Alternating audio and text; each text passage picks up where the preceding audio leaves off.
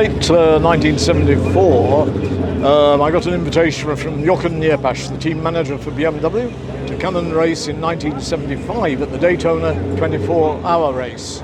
And I'd already, up to that time, I'd been part of the World Manufacturers' Championship winning teams in 1968 with the GT40, 1969 with the Porsche 908, and 1970 with the Porsche 917 and 9083. So I'd done quite a bit of long distance racing, but I'd also won the American single-seater championship, Formula 5000, so I was happy to do it. So we get to Daytona.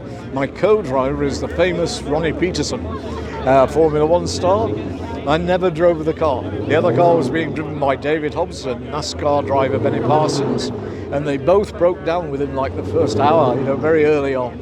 So we go to Sebring, and Ronnie Peterson, whose name was still on the car, couldn't do the race. He had a oil contract problem, and so Alan Moffat, the Australian sedan car champion, was brought in, and I drove with him. And in the other car was the young German star Hans Stuck, with Samposi, American Samposi, very good driver.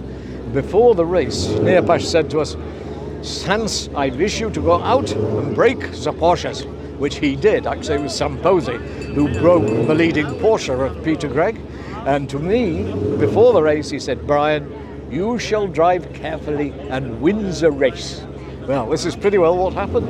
But with an hour to go, I'm driving and the battery was going down, the alternator was failing. So I switched off the lights and drove without lights, except going past the pits. Because past the pits, I had to put the lights on, or I'd been black flagged. So I look at the temperature gauge going past the pits, and I nearly passed out. The rear axle temperature gauge was off the clock. So I slowed right down, and I crawled around watching the distance, the time to the car behind me coming up. But we won, so that was great. So in 1976, we did the Daytona 24 hours. My co-driver was a Porsche driver called Peter Gregg from Jacksonville, Florida. And he'd actually bought a BMW dealership so that he could be part of the BMW team. And the car went well. Peter didn't feel very well. He only did a couple of sessions. And there was water in the gas. The race was reduced from 24 to 20 hours because of water, but we won the race, and so that was a great victory for BMW. And at that time, at about 5 in the morning, with still 7 or 8 hours to go in the race, the engine went on to 5 cylinders, but by driving it flat out, using 9,000 RPM on 5 cylinders, it was faster than the fastest RSR Porsche, and we won the race. So another great win. And then in 76, I get a call from Neerpasch, "Brian, you come to Le Mans, we have a new CSL with turbocharger." Well, we blow 4 engines up in practice.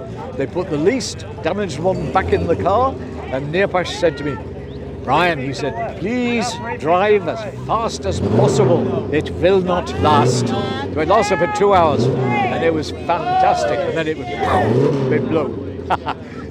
10 years ago, I see the chief engineer, Martin Braungart, and he said, "Brian, you know how much was the power of the BMW CSL Turbo?" And I said, "No."